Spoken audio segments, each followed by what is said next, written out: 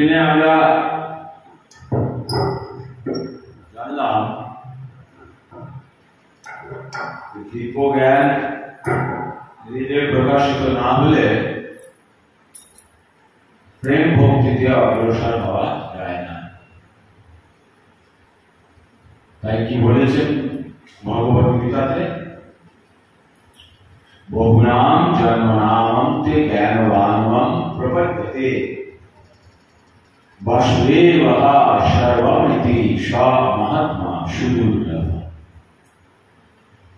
অর্থাৎ বহুবার জন্মগ্রহণ করার পর সৌভাগ্যক্রমে কোন জ্ঞানবান ব্যক্তির সংস্পর্শে এসে যখন সাধক বুঝতে পারে কি বাসুদেবের পুত্র এই যে বসুদেব উনি হলেন সবকিছুর ইতি, তখন তার মধ্যে ভগবান শ্রীকৃষ্ণের প্রতি প্রেম এবং ধীরে ধীরে প্রেম ভক্তি উৎপন্ন হয় এবং সে প্রেম ভক্তির অধিকারী হয়ে যায় পরস্পর অনুশীলনের মাধ্যমে। এই জগৎ হলো মায়া জগৎ, আর এই মায়ার জগৎ ত্রিগুণাত্মিকা, তিনটি গুণের দ্বারা পরিচালিত হয়, তমগুণ, রজগুণ আর সতগুণ। এবং তিনটি গুণের অধিষ্ঠাতা দেব শিব, ভোলেনাথ, ব্রহ্মা এবং বিষ্ণু। তমগুণের অধিষ্ঠাতা দেব শিব শম্ভু, রজগুণের অধিষ্ঠাতা দেব হলেন ব্রহ্মা, শতগুণের হলেন বিষ্ণু। এনাদের দ্বারা এই ত্রিভুবন এই গুণের দ্বারা পরিচালিত হয়। অর্থাৎ আমরা যখন সদ্গুরুর চরণাশ্রিত হই, গুরুর কর্তব্য থাকে আমাদেরকে বোঝানো জড় আর চেতনের মধ্যে পার্থক্য। সর্বপ্রথম গুরু পাদাশ্রয়ের পরে আমাদের যে জানার বিষয় থাকে বা গুরুদেবের যে কর্তব্য থাকে, শিষ্যকে সর্বপ্রথম কি জানাতে হবে? জড় আর চেতনের মধ্যে পার্থক্য, অর্থাৎ ক্ষেত্র এবং ক্ষেত্রজ্ঞ, এবং এরা তাদের দ্বারা পরিচালিত হয়। জড় জগৎ হল ক্ষেত্র, আমাদের শরীরও ক্ষেত্র, এটাও জড়। আর চিন্ময় হলাম আমরা। তো এই শরীরটা যা সে হলো ক্ষেত্রজ্ঞ। সেই সঙ্গে ভগবান বলছেন আমাকেও ক্ষেত্রজ্ঞ রূপে জানবে সবাই। অর্থাৎ আমার শরীরে কোথায় কি হচ্ছে না হচ্ছে ক্ষেত্রজ্ঞ রূপে আমি জানি, কিন্তু আমি ছাড়া অন্যের শরীরে কিছু হলে আমি কিন্তু জানতে পারি না। তাই আমি কেবল আমার শরীরে, আমার এই ক্ষেত্রের ক্ষেত্রজ্ঞ, কিন্তু ভগবান সমস্ত প্রকারের শরীরের ক্ষেত্র। তাই এই ক্ষেত্র আর এই ক্ষেত্রের মধ্যে দুইজন ক্ষেত্রজ্ঞ আছে, মানে ক্ষেত্র সম্পর্কে যে জানে, অভিজ্ঞ আছে, যার জ্ঞান আছে ক্ষেত্র সম্পর্কে। এক হলো আমি আত্মা, দ্বিতীয় হলো বাবা। তাই ভগবান ভক্তি করতে গেলে আমাদের এই ত্রিগুণ আত্মিকা যে জড় দেহ এবং এই যে জড় এই পৃথিবী, এর ঊর্ধ্বে উঠতে হবে, তিনটে গুণের ঊর্ধ্বে। কারণ ভগবান গুণাতীত। গুণাতীত ভগবান মানে এই নয় যে তার মধ্যে কোনো গুণ নেই। গুণাতীত মানে হলো তমগুণ, রজগুণ আর শতগুণের অতীত। উনি বিশুদ্ধ সত্যের প্রতিষ্ঠিত, বাসুদেব স্থিতিতে প্রতিষ্ঠিত। তাই আমাদেরও তিনটে গুণের উপরে নিয়ে যেতে। দেখুন ভগবত গীতায় অর্জুন তো প্রথমে জিজ্ঞাসা করলেন পৃথিবীতে দুই প্রকারের ভক্ত আছে ভগবান। এক হলো আপনার আপনার সাকার ব্রহ্মের উপাসক, আর এক হলো আপনার নিরাকার ব্রহ্মের উপাসক। ওই নিরাকার বা সাকার ব্রহ্মের উপাসকদের মধ্যে যারা উপাসনা করেন তাদের মধ্যে শ্রেষ্ঠ কোনটা? তো ভগবান উত্তর দিলেন, সাকার ব্রহ্মের উপাসক যারা, তারাই আমাকে পায়। যারা নিরাকার তারা পায় বটে, তবে অনেক কষ্ট সাধ্য করা, তাদের অনেক কষ্ট আছে। কষ্ট মানে মন কোন বিষয় বা বস্তুতে স্থির হয়। আমি একটা সুন্দর কাউকে দেখলাম, তো আমার মনের মধ্যে তার চিত্র অঙ্কন হয়ে যায়। বাড়ি বসে ধ্যান করলে তার চেহারাটাকে আনতে পারবে। আমি যদি ভালো করে রাধা শ্যামসুন্দরকে দেখে বাড়ি ফিরি, তো বাড়িতে গিয়ে যদি আমি বসে চিন্তা করি তো শ্যামসুন্দর আসবে। অর্থাৎ শ্যামসুন্দরের প্রতি ধ্যান আকর্ষণ করা, মনোসংযোগ করা, মনকে স্থির করা সহজ। এবং এই সাকার স্বরূপের আরাধনা খুব আনন্দদায়ক। যেমন বসে ভাগবত কথা শুনছি অনেকে মিলে, একটু পরে সন্ধ্যা আরতি হবে, কীর্তন হবে, ভগবানের প্রসাদ হবে, তীর্থধাম আছে, এইরকম আনন্দ আছে। কিন্তু নিরাকারে কি হয়, ব্যক্তি একা সাধু দেখা, এবং তাকে মন বুদ্ধি চেতনাকে কোথায় লাগাতে হয়, যেখানে কিচ্ছু নেই, অর্থাৎ শূন্য। এটা খুব কঠিন। মাঝে মাঝে সে কি হয়ে যায়, পাগলের মতো হয়ে যায়। মাঝে মাঝে সে কি করে, ধ্যান করা ছেড়ে দেয়, কারণ সে আনন্দ পায় না। শুরুতে তো আনন্দ পায়, কিন্তু পরবর্তীতে কি হয়ে যায়, একঘেয়েমি হয়ে যায়। তাই এইরকম। এই জন্য ভগবান বললেন, আমার সাকার ব্রহ্মে যারা সেবা করে তারাই হলো শ্রেষ্ঠ। এখানে 14 অধ্যায়ে 21 নম্বর শ্লোকে অর্জুন একটা খুব সুন্দর প্রশ্ন জিজ্ঞাসা করেছে। এই যে যোগ, এটা আমরা জ্ঞান যোগ থেকে জানছি। ভগবত গীতা 18 অধ্যায় সমন্বিত। প্রথম 6টা অধ্যায়, অর্থাৎ 1 অধ্যায় থেকে 6 অধ্যায় পর্যন্ত কর্মযোগ, 7 অধ্যায় থেকে 12 অধ্যায় পর্যন্ত ভক্তিযোগ, 13 অধ্যায় থেকে 18 অধ্যায় পর্যন্ত জ্ঞান যোগ। অর্থাৎ ভক্তি হলো ভগবানের দ্বারা প্রাপ্ত জ্ঞানময় কর্ম। তার দ্বারা প্রাপ্ত, ভগবানের দ্বারা প্রাপ্ত বিশুদ্ধ জ্ঞানের দ্বারা যে কর্ম করে ভগবানকে প্রসন্ন করা হয়, সেটাই হলো ভক্তি। অর্জুন বাচা কেলিং স্ত্রীনা গুণান এতান অতীত ভবতি প্রভব কিমাচারঃ কথম চৈতান স্ত্রী গুণান অতিবর্ততে। অর্জুন জিজ্ঞাসা করলেন, হে প্রভু, যিনি এই 3 গুণের অতীত, তিনি কি কি লক্ষণ দ্বারা জ্ঞাত হয়, তার আচরণ কি রকম, আর তিনি কেমন ভাবে এই 3টি গুণ অতিক্রম করেন? 3-4টে প্রশ্ন একসঙ্গে অর্জুন করেছেন। আধ্যাত্মিক জগৎ অর্থাৎ গুণাতীত পরমেশ্বর ভগবান বিশুদ্ধ সত্যের আরাধনা। আর বিশুদ্ধ সত্যের আরাধনা করতে করতে আমরাও কেমন হয়ে যাই, গুণাতীত। কিন্তু তার আগে অর্জুন জিজ্ঞাসা করছে কি, যারা গুণাতীত হয়েছে তারা কি করে হয়েছে, তাদের লক্ষণ কিরকম, তাদের আচরণ কিরকম, তাদেরকে দেখে বুঝবো কি করে কারা গুণাতীত? এই প্রশ্নের উত্তরে শ্রী ভগবান উত্তর দিলেন, শ্রী ভগবান বাচা প্রকাশম চ প্রবৃত্তিম চ মোহমে চ পাণ্ডব না দ্বেষ্টি সম্প্রবৃত্তানি না নিবৃত্তানি কাংশতি উদাসীন পদাসীন গুণের্জুন বিচালতে গুণাবর্তন্ত ইতি এবং যো অবতিষ্ঠতি নিম্নতে সমদুঃখ সুখ স্বস্ত সমলস্য সমকাঞ্চন তুল্য প্রিয় প্রিয় ধীরস্তুল্য নিন্দাত্ম সংস্কৃতি মান অপমানস্তুল্য স্তুল্য মিত্রারি পক্ষয় সর্বারম্ভ পরিত্যাগী গুণাতীত সৌচ্যতে। অর্থাৎ দেখুন, যারা গুণাতীত তাদের গুণের বিষয়গুলো দেখুন। হে পাণ্ডব, যিনি প্রকাশ, প্রবৃত্তি ও মোহ আবির্ভূত হলে দ্বেষ করেন না, এবং সেগুলি নিবৃত্ত হলেও আকাঙ্ক্ষা করেন না, যিনি উদাসীনের মতো অবস্থিত থেকে গুণসমূহ দ্বারা বিচলিত হন না, কিন্তু গুণসমূহ স্বীয় কার্যে প্রবৃত্ত হয় এভাবে জেনে অবস্থান করে এবং তার দ্বারা চঞ্চলতা প্রাপ্ত হন না।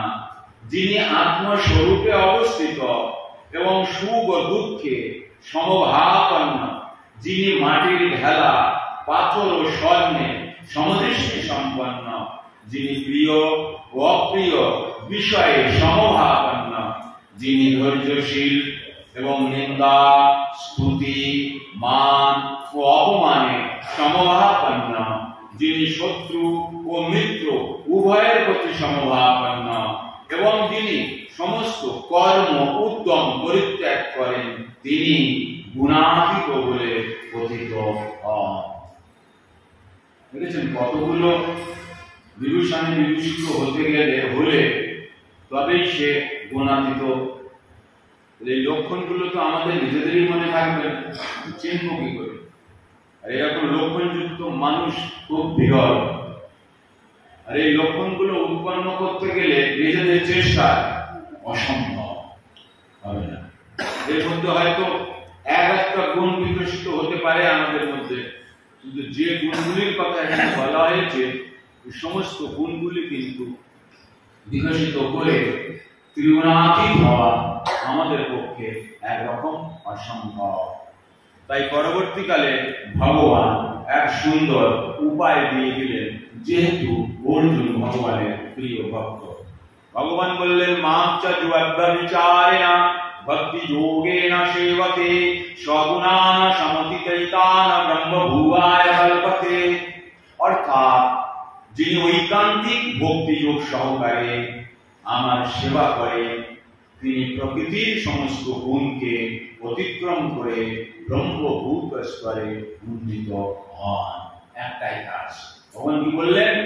কত ঝামেলায় যাওয়া দরকার নেই। এই যা বললেন ভগবান কত গুণ, কিচ্ছু করতে হবে না, কেবল ঐকান্তিক ভক্তি যোগে। একটা শব্দ, সেটা হলো ঐকান্তিক।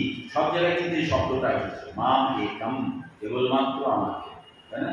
ঐকান্তিক ভক্তি যোগ সহকারে আমার সেবা করেন যিনি, তিনি প্রকৃতির সমস্ত গুণ, খালি এই গুণ নয়, ত্রিগুণ নয়, আরো যে কোনো গুণ থেকে দেয়, সমস্ত গুণকে অতিক্রম করে ব্রহ্মভূত স্তরে উন্নীত হন। করতে হবে কি করতে হবে? ঐকান্তিক ভক্তি যোগ সহকারে ভগবানের সেবা করতে হবে। তারপরে কি বললেন? ব্রাহ্মণহি প্রতিষ্ঠাহাম অমৃতস্য অব্যয়স্য চ শাশ্বতস্য চ ধর্মস্য সুখে শান্তিকাস্য চ। আমি নির্বিশেষ ব্রহ্মের প্রতিষ্ঠা বা আশ্রয়। নির্বিশেষ ব্রহ্ম আমার থেকে প্রতিষ্ঠিত হয়েছে এবং আমার উপর আশ্রয় করে আছে। নির্বিশেষ ব্রহ্ম আমার সম্পূর্ণ জ্ঞান নয়। অব্যয় অমৃতের শাশ্বত ধর্ম এবং ঐকান্তিক সুখের আমি আশ্রয়। নির্বিশেষ ব্রহ্ম মানে কি? নির্বিশেষ ব্রহ্ম মানে হলো ভগবানের আংশিক প্রকাশ। নির্বিশেষ ব্রহ্ম মানে সম্পূর্ণ ভগবান নয়। যেমন উদাহরণ দিলে আমরা বুঝবো, আমরা সূর্য দেখেছি, সূর্য দেখেছি কি? দেখি। তাহলে সূর্য কোন দিক দিয়ে ওঠে? পূর্ব দিক দিয়ে। কোন দিকে অস্ত যায়? পশ্চিমে। এই যে সূর্য সম্পর্কে আমাদের জ্ঞান, সূর্য পূর্ব দিক থেকে উদিত হয় এবং পশ্চিমে অস্ত যায়, এই জ্ঞানটা আংশিক, এটা সম্পূর্ণ জ্ঞান নয়। এটা সূর্য সম্পর্কে 25% জ্ঞান, এখনো 75% জ্ঞান নেওয়া বাকি আছে। আর একটু যদি আমরা অগ্রসর হই তাহলে জানা গেল কি সূর্যের স্থির, সূর্য না তো ওঠে না ডোবে, পৃথিবী ঘোরে, তাই আমরা দেখি সূর্য উঠছে এবং সূর্য ডুবছে।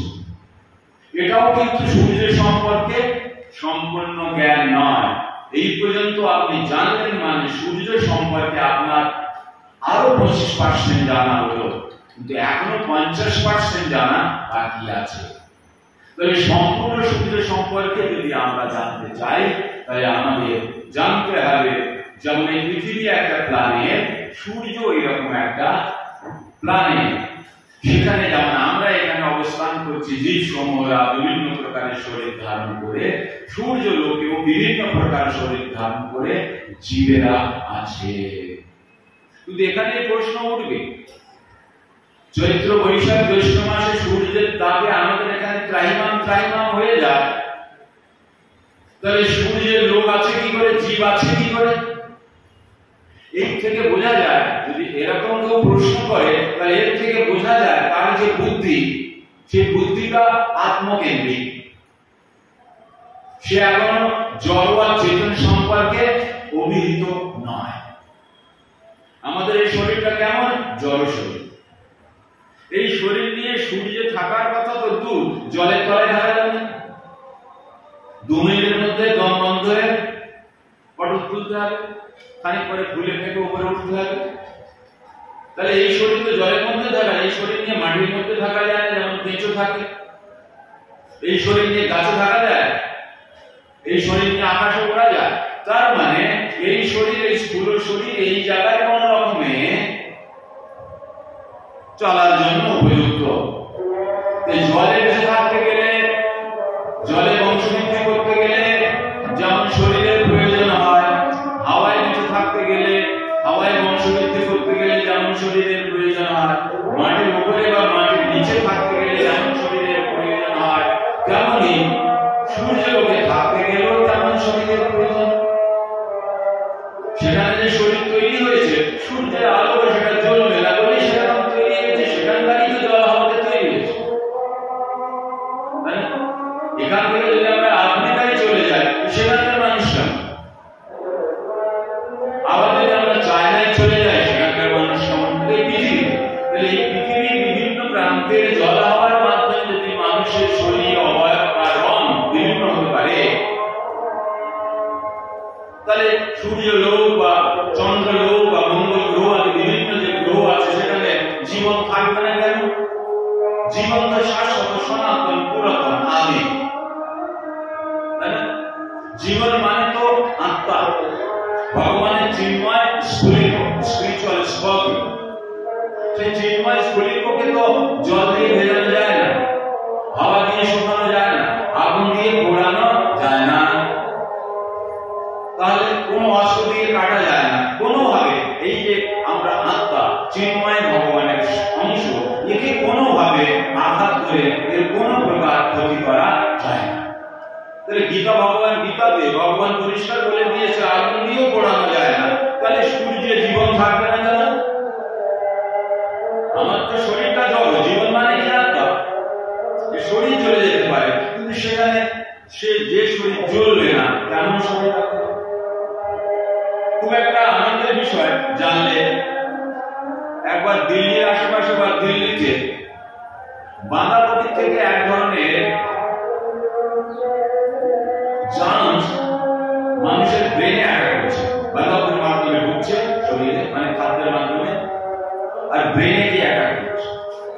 এখন বিষয় হলো, তাহলে কি বাঁধাকপি প্রেসার কুকারের মধ্যে বানালে জার্মস মারা যাবে না? চিন্তা করুন, প্রেসার কুকারের সিটি কত ডিগ্রি টেম্পারেচারে দেয়? 110। তাহলে একটা জার্মস 110 ডিগ্রি টেম্পারেচার সহ্য করে কুকারের মধ্যে বেঁচে থাকে। সেটা যখন ব্যক্তি খায়, তার পেটে গিয়ে ধীরে ধীরে সে আশ্রয় গ্রহণ করে, যে আমাদের ইন্টেস্টাইন আছে, সেই ইন্টেস্টাইনের সাহায্যে ধীরে ধীরে যেভাবে হোক ব্রেনে গিয়ে পৌঁছে। চিন্তা করেছেন? আজ থেকে 13-14 বছর আগের কথা বলছি, এখনো ইউটিউবে আপনার গুগল সার্চ করলে এই বিষয়ে পাওয়া যাবে। চিন্তা করুন, এখানেই প্রমাণ হয়ে কি এমন ধরনের জীবাণু বা এমন ধরনের কীটাণু আছে 110 ডিগ্রি টেম্পারেচারেও তার কোনো ক্ষতি হয় না, তাই না? তার কোনো ক্ষতি হয় না। তাহলে নিশ্চিত রূপে আমরা এটা বুঝলাম যে আগুনেও মানে সূর্যলোকেও কিন্তু জীবন আছে, এবং সূর্যের রাজাকে বিবস্বান, অর্জুনকে ভগবান অর্জুনকে বুঝিয়েছেন, তাই না? সেখানেও কিন্তু লোক আছে, সেখানেও রাজা আছে, প্রজা আছে, সেখানে সবকিছু আছে, তাই না? সূর্যলোকের দেবতাকে বলেন বিবস্বান। যাই হোক, তাহলে আমরা যেটা জানছিলাম কি হবে, এই ত্রিগুণ থেকে অতীত আমরা কি করে যেতে পারি, সেটা হলো ভগবানের সেবা করে। তাই দেখুন, আমাদের কি করতে হবে? আমাদের কি করতে হবে? বললেন এই অধ্যায়ের 22তম শ্লোক থেকে শুরু করে শেষ শ্লোক পর্যন্ত সব কয়টি শ্লোকে একই পন্থা অনুশীলন করার উপদেশ দেওয়া হয়েছে। ভক্তি যোগে ভগবানের সেবা করা অত্যন্ত সরল। এতে কেবল সর্বদা ভগবানের সেবায় নিযুক্ত হতে হয়, শ্রী বিগ্রহকে নিবেদিত প্রসাদ গ্রহণ করতে হয়, ভগবানের চরণে অর্পিত ফুলের এবং তুলসী পাতার ঘ্রাণ গ্রহণ করতে হয়, ভগবানের অপ্রাকৃত লীলাবিলাসের স্থানগুলি দর্শন করতে হয়, ভক্তের সঙ্গে ভগবানের প্রেম বিনিময় আদি বিভিন্ন লীলাসমূহ পাঠ করতে হয়, ভগবত ভক্তের সঙ্গে প্রীতিমূলক ভাবে আদান প্রদান করতে হয় এবং সর্বক্ষণ ভগবানের দিব্য নাম সমন্বিত হরে কৃষ্ণ মহামন্ত্র হরে কৃষ্ণ কৃষ্ণ কৃষ্ণ হরে হরে হরে রাম রাম রাম হরে হরে এই জপ ও কীর্তন করতে হয় এবং ভগবান ও তার ভক্তের আবির্ভাব ও তিরোভাব তিথিগুলিতে উপবাস পালন করতে হয়। এই পন্থা অনুশীলনের ফলে জড় কার্যকলাপের বন্ধন থেকে সর্বতভাবে মুক্ত হওয়া যায়।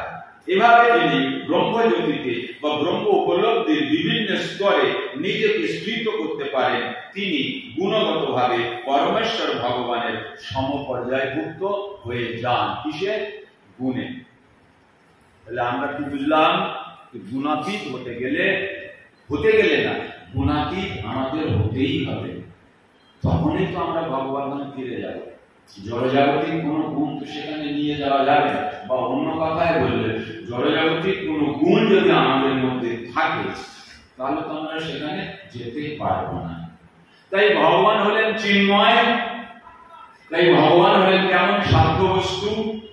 সাধনার দ্বারা যখন ভগবান সন্তুষ্ট হয়, তেমনি প্রীত হয়ে আমাদেরকে আশীর্বাদ করেন, তখনই আমরা ভগবানের স্বরূপ অস্তিত্বকে জানতে পারি। আমাদের প্রচেষ্টায় জ্ঞান বা বুদ্ধির দ্বারা ভগবানকে জানা সম্ভব নয়, যেমন আমরা বিগত দিনে জানলাম। সুর অসুর অর্থাৎ দেবতারা দানবেরা কেউ ভগবানকে জানতে পারে না। মুনি ঋষি যোগী আদি কেউই ভগবানকে জানতে পারে না। ভগবানের কৃপা না হলে ভগবানকে জানা অসম্ভব। ভগবান কেমন কৃপা করে? যেমন যেমন আমাদের ভগবানের প্রতি যেমন শতাংশ হারে ভক্তির মাত্রা বৃদ্ধি হয়, ভগবান তেমন তার উপরে কৃপা করে। ঠিক পরীক্ষার হলে পরীক্ষা দেওয়ার 100 নম্বরের 10টা প্রশ্ন এসেছে, প্রত্যেক প্রশ্নের উত্তর দিলে 10 নম্বর করে পাওয়া যাবে। পরীক্ষার্থী যে কটা প্রশ্নের উত্তর সঠিক দিয়েছে, আমরাও আমাদের জীবনে ভগবানের যে নির্দেশাবলী আছে, যেমন ভগবান এক কথা বলেছেন ঐকান্তিক ভক্তি যোগে, ঐকান্তিক মামেকম শরণম ব্রজ, কেবলমাত্র মানে অব্যভিচার ভক্তি। ভক্তিকে বিভিন্ন ভাগে, বিভিন্ন বিভাগে, বিভিন্ন শাখা প্রশাখায় বিভাজিত করে দেওয়া হয় না। টোটাল যে কনসেন্ট্রেশন আমাদের মধ্যে আছে, টোটাল কনসেন্ট্রেশনটাকে ফোকাস করতে হবে ভগবান কৃষ্ণের চরণে। কারণ একলা ঈশ্বর কৃষ্ণ, বাকি সব বৃত্ত, এটা আমাদের জানতে হবে। কেবল ভগবানকে গোবিন্দ মুকুন্দ ঈশ্বর পরম কৃষ্ণ সচ্চিদানন্দ বিগ্রহ অনাদির আদি গোবিন্দ সর্বকারণ কারণ।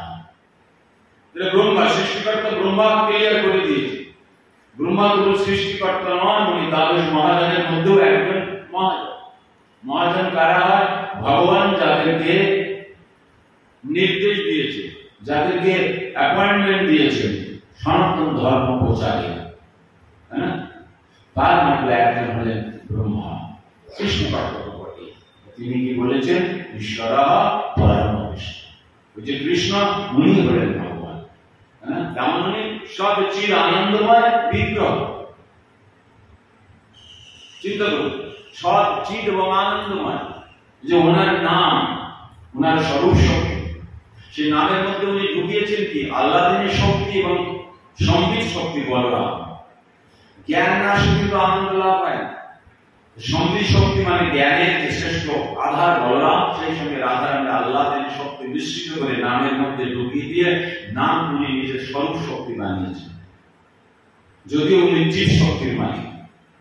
সেই নাম যখন আমরা গ্রহণ করি, শ্রবণ করি, উচ্চারণ করি, 24 ঘন্টা 72 ঘন্টা নিরন্তর সেই নাম শ্রবণ করেও কিন্তু আমাদের অরুচি হয় না। কারণ এই নামের মধ্যে কি আছে? আল্লাহর শক্তি, প্রেমের স্পর্শ, আনন্দ, রস আছে, রস। ভগবান কি হলেন? রসবিষ, রসকদম, রসবিগ্রহ, রসভাব। তার স্বরূপ শক্তি যেখানে আছে, আর সেই স্বরূপ শক্তি যদি আমরা শ্রবণ করি ঐকান্তিক ভাবে, একাগ্র চিত্তে, তো আমাদের হৃদয় বিগলিত হবে না, আমাদের চোখে অশ্রু আসবে না, আমাদের শরীরের মধ্যে কম্পন হবে না, আমাদের রসনায় আনন্দ আসবে না, চিন্ময় আনন্দ। এটা সম্ভব হতে পারে?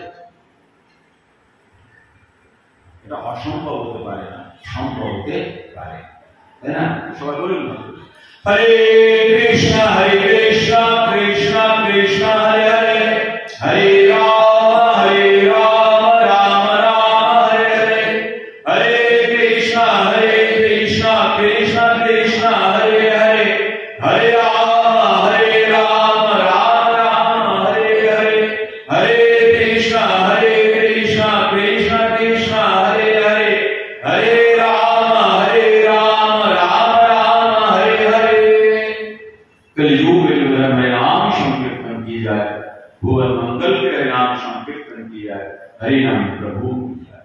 এত সময় আমরা জ্ঞান বিষয়ে কিছু শ্রবণ করলাম, আজকে একটু প্রেম ভক্তি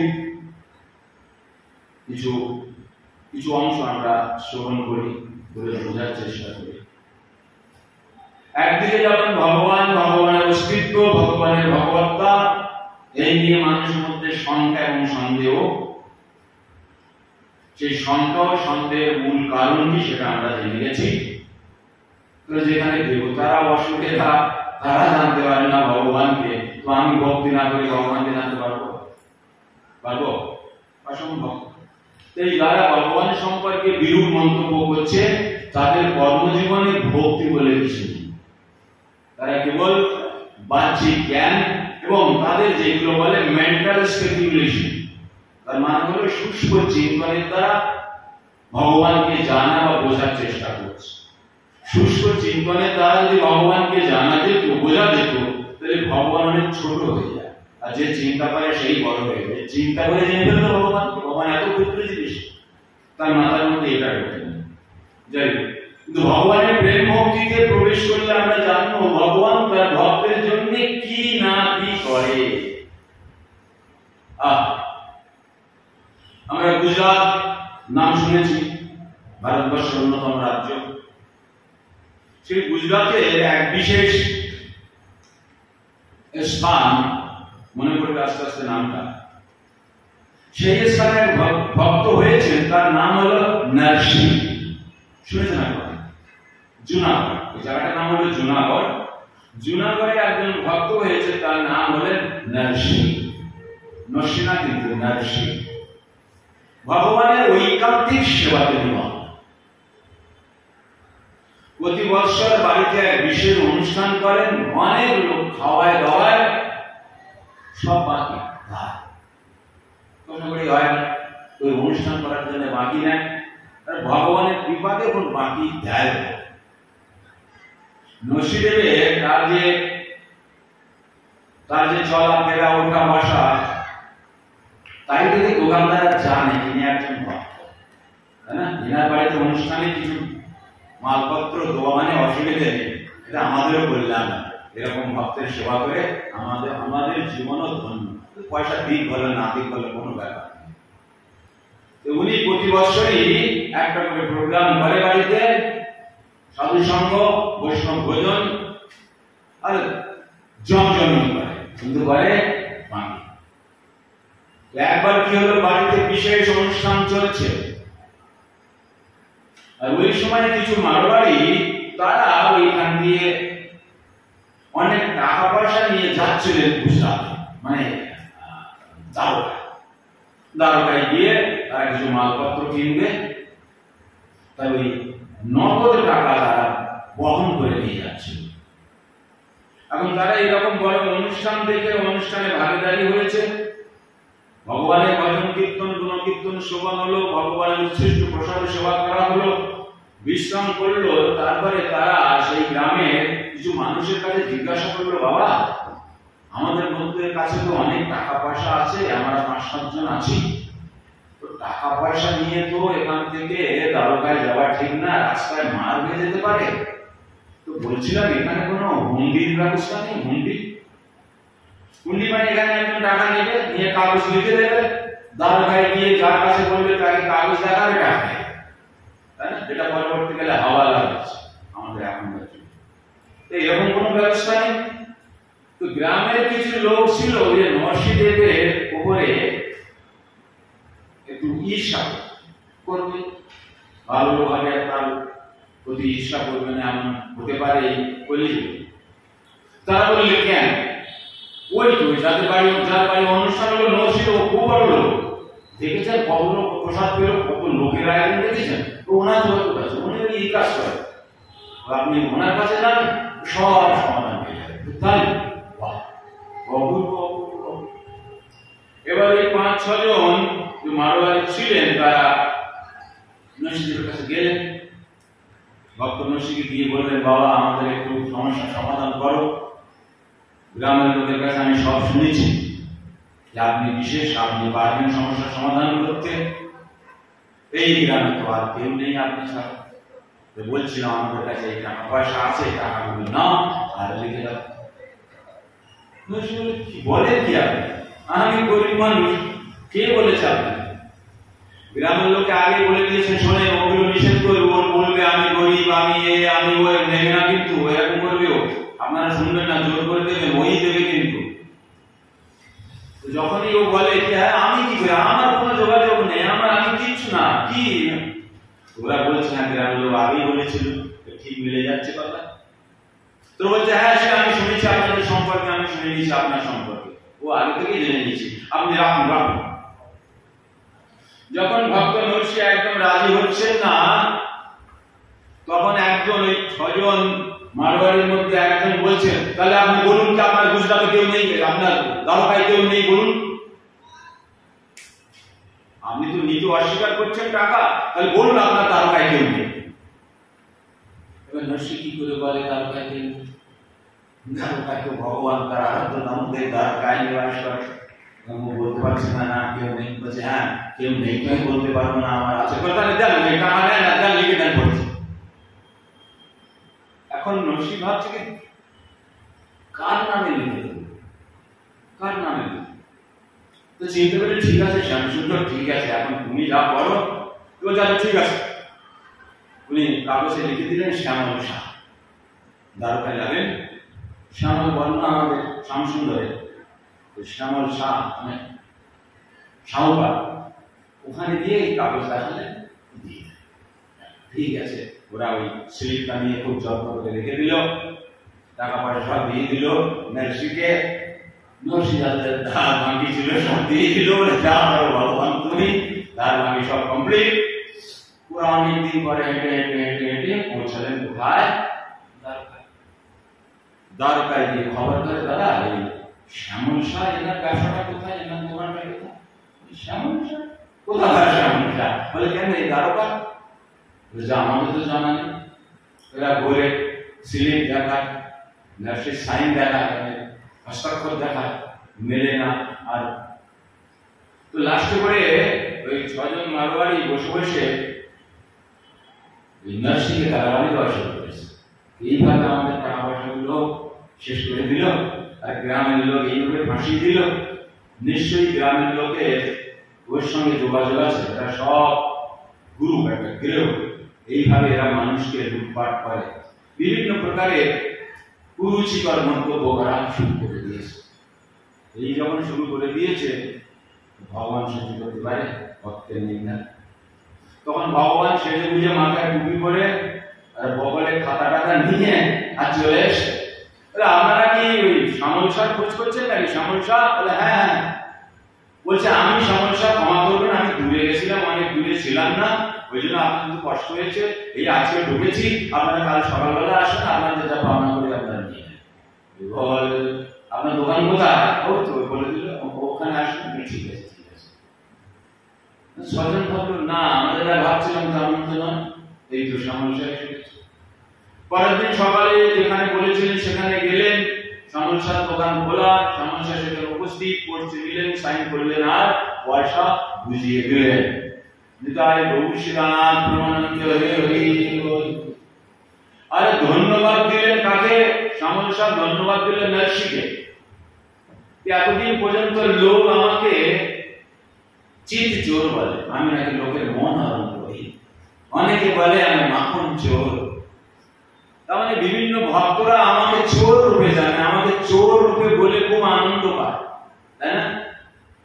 কিন্তু কম করে নরসিংহ আমাকে উঁচু স্থানে পৌঁছিয়েছে, আমাকে সাহুকার ভেবে আমার কাছে চিঠি পাঠিয়েছে, লিখে পাঠিয়েছে, এদের টাকাটা মিটিয়ে দিও। আর আমি সেই নরসিংহকে অসম্মান করতে পারি? তাই তাদেরকে বললো তোমরা তো ফিরবে এই রাস্তায়, আবার বলে হ্যাঁ কেনাকাটা করে ফিরবো, বলে এই নাম চিঠি, নরসিংহকে দেবে। তাই নরসিংহকে চিঠি লিখেছে ভগবান, প্রিয় নরসিংহজি, আপনার সেবা করে আমি খুব ধন্য হলাম। এরকম সেবা আপনার যখনই দেওয়ার ইচ্ছা হবে আমাকে দেবেন, আমি খুব আনন্দপূর্বক আপনার সেবা করতে ইচ্ছুক এবং রাজি আছি। ধন্যবাদ, আপনার শ্যামল শাহ। ছজন মারোয়ারি আপনাদের নিজেদের কাজকর্ম করে মালপত্র কেনাকাটা করে ফিরলেন। রাস্তায় দেখা হলো নরসিংহদেবকে, দেখা করলেন ওনার সঙ্গে, বললেন আপনার একটা চিঠি আছে। আমার চিঠি কোথা থেকে? কেন বলে দ্বারকায় ওই যে আপনি মহাজনের কাছে পাঠিয়েছে, বলে পেয়ে গেছে? বলে হ্যাঁ, টাকা পয়সা মিটিয়ে দিয়েছে। শুরুতে একটু আমরা এই ভেবে নিয়েছিলাম, কিছু মনে করবেন না, অযৌক্তিক কিছু কথাবার্তা আমরা নিজেদের মধ্যে বলেছি, ক্ষমা করে দেবেন। তবে পরে ওনার সঙ্গে দেখা হয়েছে, খুব সুন্দর আচরণ ওনার, টাকা পয়সা একদম পুরো মিটিয়ে দিয়েছে। তবে আপনার জন্য একটা চিঠি দিয়েছে, চিঠিটা আপনি রাখুন। চিঠি গুলো পড়ে থাকে, ভগবান ধন্যবাদ দিচ্ছে, আরো পাঠাতে বলছে। হরিবল হরিবল। নরসিংহদেব ভাবলেন ভগবান ঠিক আছে, প্রতি বছর আমার বাড়িতে এইবার খুব আনন্দের সঙ্গে তোমার ভাগবত কথা এবং বৈষ্ণব ভোজনের ব্যবস্থা হবে। হরিবল বলে হরে কৃষ্ণ কৃষ্ণ কৃষ্ণ হরে হরে, হরে রাম রাম রাম হরে হরে, হরে কৃষ্ণ কৃষ্ণ কৃষ্ণ হরে হরে, হরে রাম রাম রাম হরে হরে, হরে কৃষ্ণ কৃষ্ণ কৃষ্ণ হরে হরে, হরে রাম রাম রাम हरे हरे। कलियुग जुगल परिणाम संकीर्तन की जाए, भुवन मंगल कल्याण संकीर्तन की जाए, हरि नाम प्रभु की जाए, समवेत वैष्णव भक्त वृंद की जाए, आप गुरु गोसाई की जाए। निताय गौर श्रीनाथ प्रेमानंद हरि हरि बोल। শাস্ত্রে বলে যে বেশি চালাক হয় তার তিন জায়গায় বিষ্ঠা লাগে। বিষ্ঠা মানে মন। যেমন এবার লোক খুব চালাক ছিল, খুব চালাক। এখন সে তাকে বাড়িতে বলেছে কি তুমি, যেটা রান্না হয়েছে হালুয়া রান্না হয়েছে বাড়ি, তো বাড়িতে বলেছে কি তুমি হালুয়া খাও, হালুয়া খেয়ে যাও, সে খায়নি। এখন সেদিন বাড়িতে কিছু রান্না বান্না হয়নি, ওই হালুয়াই ছিল বাড়িতে। খিদেও প্রচন্ড লেগেছে, বাড়িতে খাওয়া হয় না তো বাইরেতেও খাওয়া হয় না। এখন সন্ধ্যেবেলায় অন্ধকার, লাইট নেই কোনো কারণে, তো ওর পা ওই নরম নরম হালুয়ার মতো পড়েছে। তো হচ্ছে কোথায় হালুয়া, কোথায়? তো আগে কোথায় পড়েছে? পায়ে। পায়ে পড়ে হালুয়া না অন্য কিছু? হালুয়া। ঠিক আছে, নিচে হয়েছে, নিচু হয়ে হাতে আঙুল নিজে করছে, মনে হচ্ছে তো হালুয়া। দেখি হালুয়া না হালুয়া, তোমার নাকে নিয়েছে, হালুয়া না হালুয়া, বুঝলেন? নাকে দিয়ে নিয়ে সে বুঝতে পেরেছে হালুয়া না। বুঝলেন?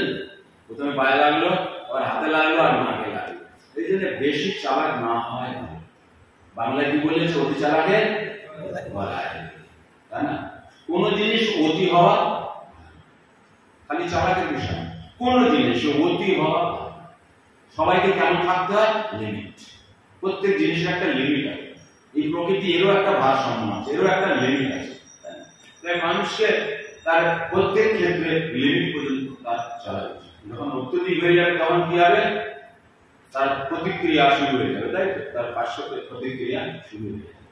তাই ভগবানের মহিমা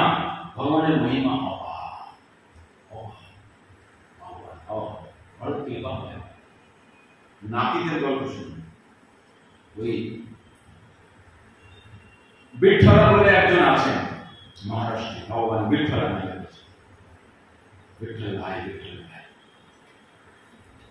একবার কি হয়েছে, এক নাপিত, সে হলো রাজার নাপিত, ওখানকার যে রাজার নাপিত, রোজ তার খৈরকর্ম করতে যেতে হয়, রাজা রোজ খৈরকর্ম করতে। একদিন খৈর কার্যের জিনিসপত্র বগলে নিয়ে বেরিয়েছে, আর রাস্তায় বিশেষ দল বল নিয়ে সুন্দর সঙ্গীতময়, মানে একেবারে আনন্দে পরিপূর্ণ এক দল বেরিয়েছে। তো ভাবছে তো ওই দিক দিয়ে যাচ্ছে, তো আগে গিয়ে রাজা রাজমহল বাঁহাতে পড়বে।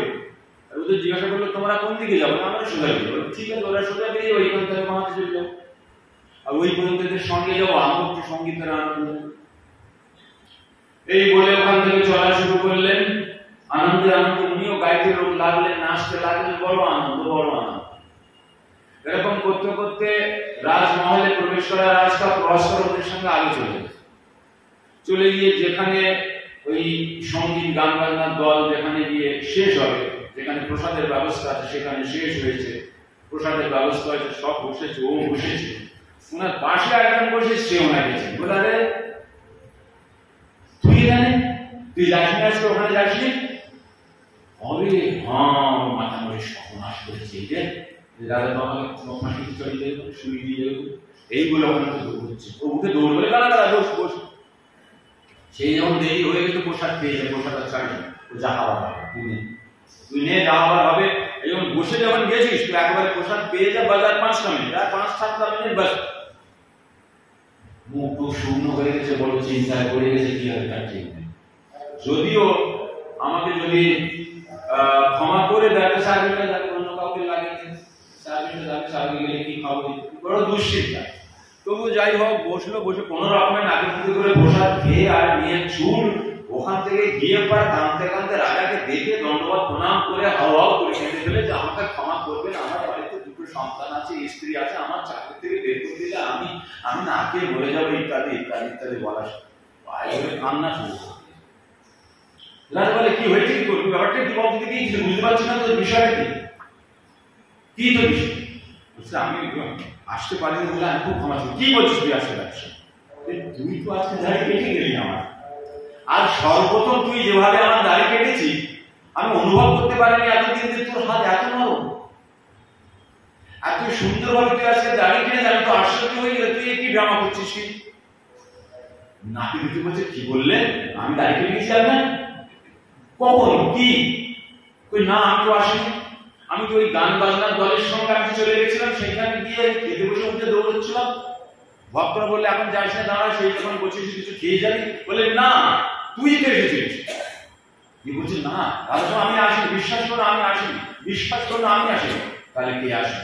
তোরই মতো সবকিছু বলে, ওরকম তুই যেরকম নিয়ে আসিস, ওরকম তুই বের করবে, ওরকম ভাত দিল, ওরকম করে সুন্দর করে কাটলো। তবে হ্যাঁ, তুই সেন্টেল লাগানোর পর থেকে ধরেছিস, তুই গা দিয়ে সুন্দর গন্ধ ধরেছিল, তুই ওই তো বলছেন আমি দেখুন কি দুর্গন্ধ আমার শরীর, আমার গায়ে সেন্ট থাকে, তাহলে নিশ্চয়ই ভগবান এসেছিল, আমি ভগবানের গানে গেছি, তো আমার মনে হয় ভগবান ওই জন্য আমার বাঁচানোর জন্য, হরিবল।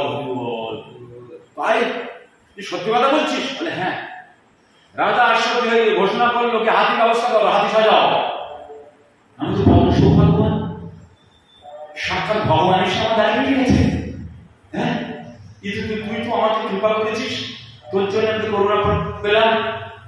রাজার আদেশে সুন্দর হাতি নিয়ে আসা হলো, সুন্দর করে সাজানো হলো, সে হাতির পিঠে চড়ানো হলো, নাপিতকে রাজার সঙ্গে নিয়ে সমস্ত গ্রাম ঘোরানো হলো, কি আজ ভগবান এসে রাজার দাঁড়িয়ে গেছে। জানেন কে? বিঠ্ঠলা। দেখুন, ভক্তের জন্য ভগবান কি না করে, কি না। প্রেমপূর্ণ ভক্তি থাকলে, ভগবানের প্রতি ঐকান্তিক ভাব আর সেবা থাকলে, ভগবান তোমার সুখে দুঃখে আসবে না, অসম্ভব হতেই পারে না। নাস্তিকরা যাই বলুক না কেন, তাই না, বাসন্তী জ্ঞানীরা যাই বলুক না কেন, জ্ঞান দিয়ে, পাষাণটা দিয়ে, নাস্তিকতা দিয়ে ভগবানের অস্তিত্ব বা ভগবত্তাকে জানা যায় না, প্রমাণ করার পদ্ধতি। চিন্তা করুন, সে প্রেম ভক্তি পেয়ে গেল ভগবানের কৃপা লাভ করে গেল, সে ঘুরে রাজা তাকে নিয়ে সমস্ত নগর ভ্রমণ করালো, ঘোষণা করে দিল এই সেই ব্যক্তি যার জন্য আজ ভগবান এসে আমার শরীরকে স্পর্শ করেছে, আমার দাড়ি বানিয়েছে। তাই না? কি বলে ভগবান? কি করে? ভক্তের বোঝা বয়, ভক্তের সমস্যা ভগবান সমাধান করে। ভগবান জানে যদি এ না যায় আজকে, এ কিছু করুক আর না করুক, কম করে চাকরির থেকে একে বের করে দেবে। দিনের বউ বাচ্চা ছেড়ে দিলে কোথায় যাবে?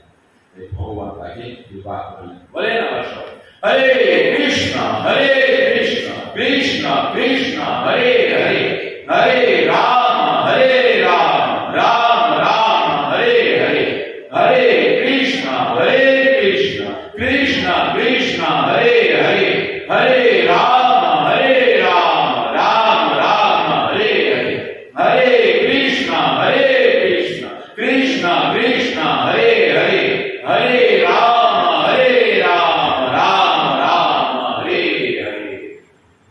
খালি ভগবান নয়, ভগবানের যে বিশেষ ভক্ত শিবশম্ভু ভোলেনাথ, উনিও কম না।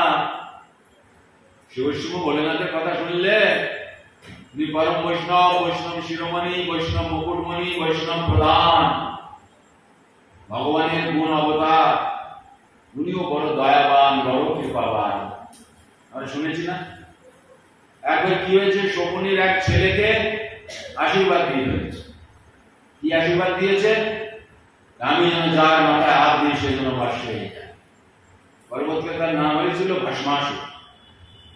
শিক্ষক বলতে এখন সে আশীর্বাদ প্রাপ্ত হওয়ার পর শিক্ষাগুরুকে বলছে, এখানে তুমি আর আমি ছাড়া তো কেউ নেই, তুমি যে আশীর্বাদটা দিলে এই আশীর্বাদে সত্যিকারে হবে তো? হাত দিলে মাথায় ভস্ম হবে তো? আমি একটু হাত দেবো তোমার মাথায়। শিব বলে সব বিনাশ করে আমি আশীর্বাদ দিই না, আমার মাথায় হাত দেবে? ওষুধেরা কিন্তু এরকম হয়, সাবধান থাকবে। এই লীলায় শিক্ষাগুরু ওষুধদের কার্যকলাপ বুঝিয়ে দিয়েছে। যারা উপকার করবেন তারা যদি ক্ষতি করে আপনার, তাহলে বুঝবেন অসুর সুর নয়। এইবার বলে আমি তোমার মাথায় হাত দেবো, শিব বলেছে সর্বনাশ আমার মাথায় হাত দিলে তো কাজ হয়ে যাবে, আমি ভস্ম হয়ে যাবো। তাহলে সতীর কি হবে? পার্বতীর কি হবে? মা কালীর কি হবে? ওই শিবুরা করতে পারবে না, শাখা করতে পারবে না। তাই এখন শিব ঠাকুর আগে দৌড়চ্ছে আর পিছনে দৌড়চ্ছে ভস্মাসুর, মাথায় হাত দেবে। শিব ঠাকুর দৌড়ে দৌড়ে ত্রিভুবন ঘুরতে ঘুরতে ব্রহ্মার কাছে গেছে। ব্রহ্মা বলছে কি ব্যাপারে? ও আমাদের আবার আবার এই করতে করতে লাস্টে গেলেন কোথায়? বিষ্ণুর কাছে। বিষ্ণুর কাছে গিয়ে বললেন এরকম অবস্থা। শিব ঠাকুর বললেন তুমি এখানে বসো, যার তার এরকম করে দিও না, তুমি বসো, আমি দেখতেছি। তারপরে কি করলেন ভগবান? কি বললেন? আরে তুমি শকুনির ছেলে না? শকুনির ছেলে বলে ঘুরে বাবা, এখানে বাবাকে চেনে, আমাকে চেনে। বাহ বাহ, মানে একদম বলে হ্যাঁ হ্যাঁ তুমি এরকম দৌড়াচ্ছ, সারা শরীরে ঘাম এরকম হাঁপাচ্ছ, ব্যাপারটা কি বলো তো, খুলে বলো তো কি ব্যাপার? তুমি নিয়ে বসে বসে বসে বসে এই জলটা দাও না, দাও বলো তুমি, খুলে বলো তুমি ব্যাপারটা কি? ভগবান ব্যাপার কিছু না, ওই শিব ঠাকুরকে প্রসন্ন করেছিলাম, ধ্যানে সন্তুষ্ট করেছিলাম, আশীর্বাদ চাইলাম কি আমি যার মাথা হাত দেবো সেই যেন ভস্ম হয়ে যায়। উনি বললেন তথাস্তু দিলাম। আমি খালি দেখতে চাইছিলাম ওনার মাথা হাত দিয়ে ভস্ম হয় কিনা। তাই বলল ও এই ব্যাপার, তুমি জানো না কি? ও লোকেরা এখন আর আশীর্বাদ কাজ করে না, এখন আর করে না। আগে করতে শ্বশুরের সঙ্গে ঝগড়া টগড়া হওয়ার পরে ওই লোক আর এখন কারো আশীর্বাদ দিলে সে আশীর্বাদ কাজ করে না। তুমি বিশ্বাস না হলে তোমার মাথা করতে দেখো কিছু হবে। বলছে আপনি বলছেন নিজের জন, বাবাকেও চেনেন, আমাকেও জানেন, ঠিক আছে তাহলে দেখি হাত দিল। হ্যাঁ তুমি তোমার মাথায় হাত দিলেও কিছু হবে। আর মাথায় হাত দিল আর ভস্মাসুর কি হয়ে গেল? ভস্ম হয়ে গেল। ভগবান বড় কৌশলে একটা ওষুধকে নির্মাণ করলেন। তাহলে দেখেছেন কেমন? আরো দেখুন এই জগতের এই জগতের এ তো অনেক দূরের অন্য যুগের কাহিনী, এই যুগের কাহিনী। শিব চতুর্দশীর দিনে এক চোর বড় সমস্যায় গেছে। স্ত্রীর শরীর খারাপ, হাসপাতালে ভর্তি, অপারেশন করতে হবে, 5-7 দিন 8 দিন ধরে হাসপাতালে পড়ে আছে, চুরি করতে পারে না, তারপরে টাকা পয়সাও নেই আর পকেটেও টাকা পয়সা। তাই শিবরাত্রির দিন ভেবেছে আজকে একটা কিছু না কিছু কর্ম করো। হাসপাতাল থেকে গ্রাম অনেক দূরে, তো ভাবলে এইখানে দেখি আশেপাশ কোথাও। ঘুরতে ঘুরতে ঘুরতে ঘুরতে রাত্রি এক জায়গায় গিয়ে দেখে একটা শিব মন্দির, অথচ কেউ নেই, বাড়িতে তালা। তো প্রথম ভাবলে তালাটাই খুলে নেয় যদি চুলের তালা যায়, তার টাকা হবে। কিন্তু ভালো তো উপর থেকে তাড়িয়ে গেলে একটা ঘন্টা আছে, আজকের কাজ হয়ে যাবে। কি হয়ে যাবে? ঘন্টাটা খুলে নিয়ে বিক্রি করলে কিছু হবে, কিন্তু তালা খুলবো কি করে? মাথায় বুদ্ধি আসবে, চোরেদের তালা খোলার ব্যবস্থা থাকে, ব্যবস্থা জোগাড় করে তালাটা খুললো, খুলে ভিতরে ঢুকেছে, ঢুকে ঘন্টা ধরে খুলবে, কিন্তু ঘন্টা পর্যন্ত হাত যায় না। এখন কি করবে? তো চোর এক কাজ করলো, বললে এই তো পুজো পুজো করে না, এই শিবলিঙ্গ কি পাথর, এর উপরে পাবে। তবু ভাবলো না, শিবলিঙ্গ যখন তাকে প্রণাম করে পাবে, প্রণাম টনাম করে বাবা ক্ষমা করো, চোর, কিছু করার উপায় নেই আমার। এই বলে লিঙ্গের উপরে পা নিয়ে দিয়ে আর ঘন্টা ধরেছে, খুললো। যদি বাবা উপস্থিত হয়ে গেছে, কল্যাণ হওয়া, শিব ঠাকুর প্রকট হয়ে গেছে। দেখুন কৃপা। ও ভয় পেয়ে ছোটময়কে নিষ্কানি গেছেন, আপনি শিব ঠাকুর আমাকে ক্ষমা করেন, আমি ভুল করে আপনার শিবলিঙ্গে পা দিবে। না না না, তুই ভালো করেছিস, তুই আমার প্রকৃত বাবা। আজ শিব চতুর্দশীর দিন একটা প্রাণী আসেনি এখানে, মন্দির তো খুলেছে, এক ফোঁটা দুধ দেওয়া তো দূরের কথা, এক ফোঁটা জল দেয়, খালের জল দেয়নি, গঙ্গা জল তো দূরের কথা, মন্দির করে দেখেছি। আর আগে যাহাই কিছু ভক্ত আসতো, তারা ওই দুধ থেকে একটুখানি জল, একটা বিল্ল পাতা, মানে যতটা দিত তার থেকে বেশি চাইতো।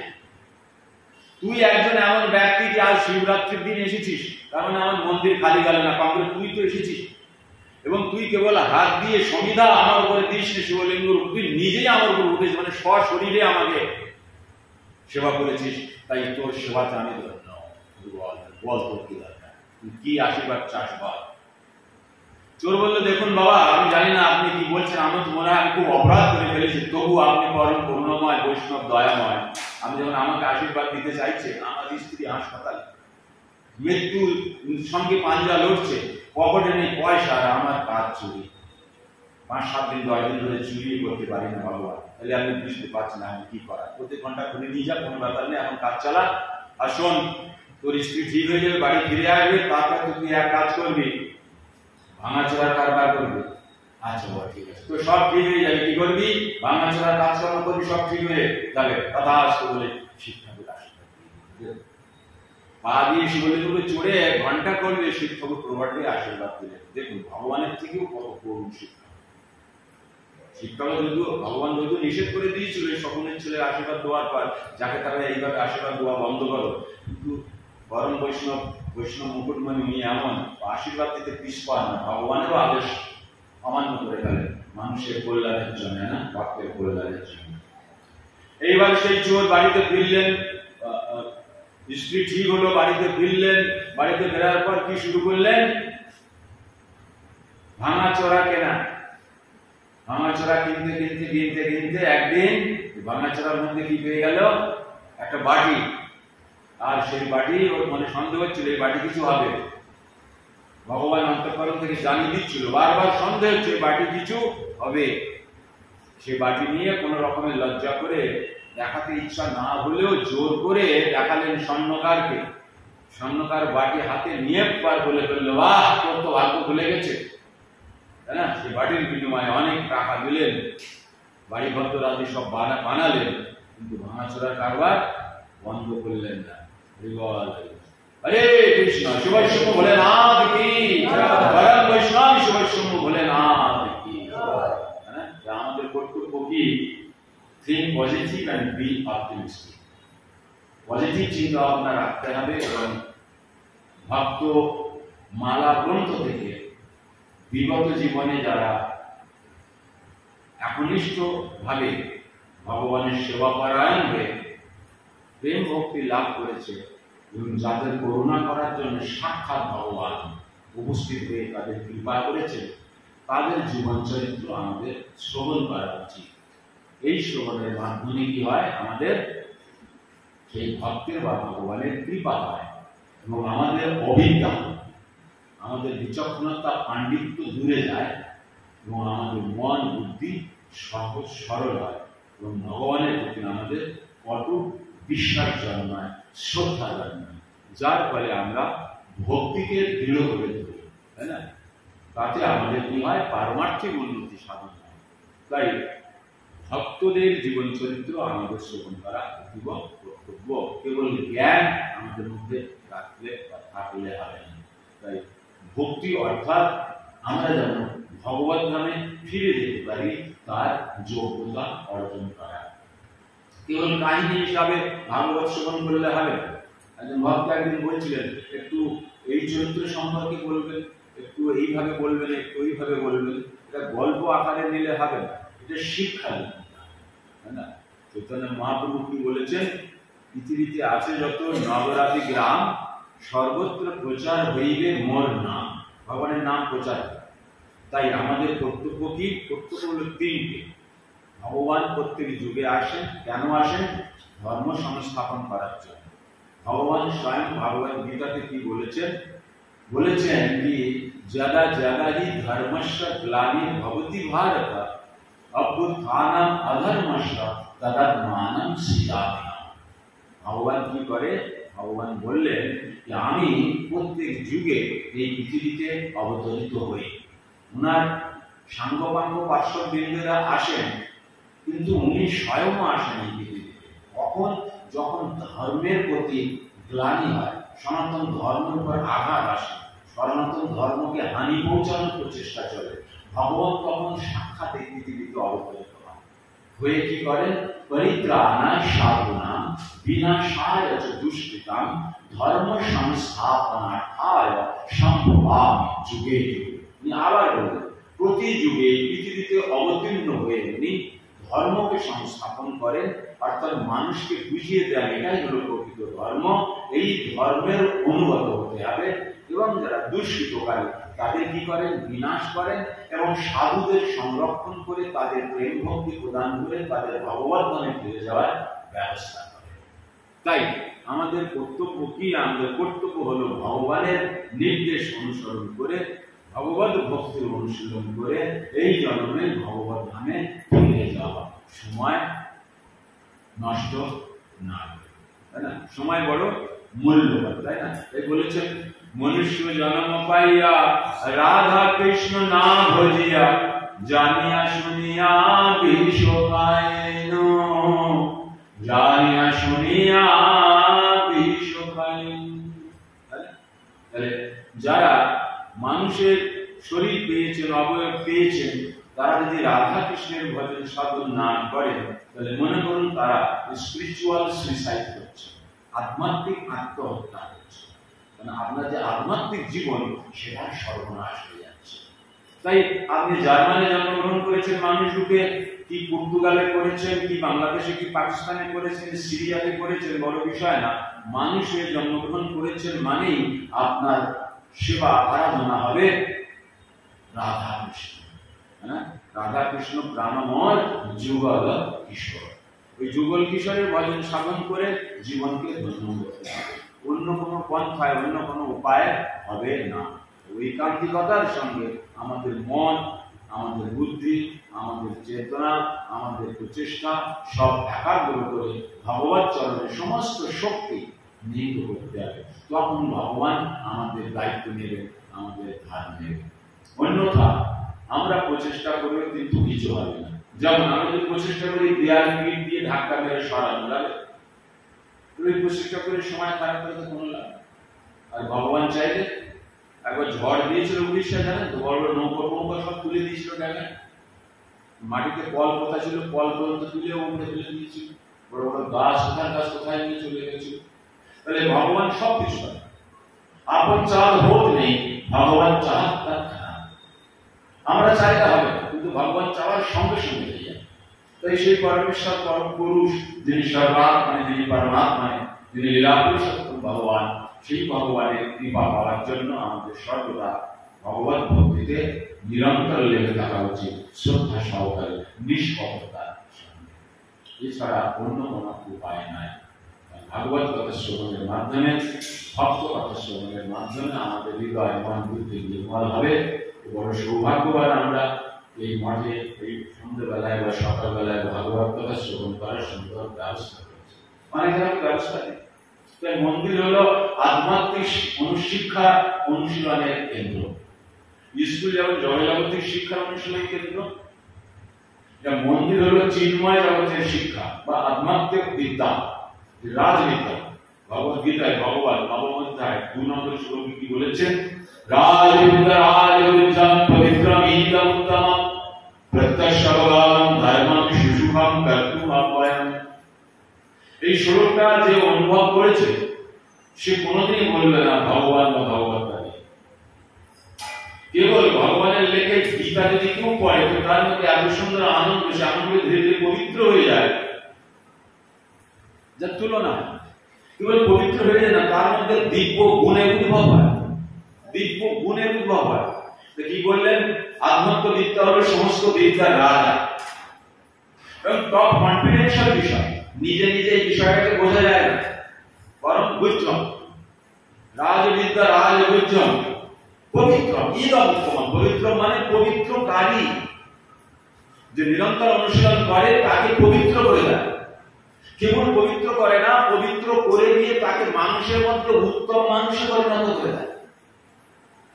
হ্যাঁ, কেবল পবিত্র করে না, এমন পবিত্র করে দেয় যে মানুষের মধ্যে উত্তম হয়ে যায়। পবিত্র ইদম উত্তমম প্রত্যক্ষ ভগবান।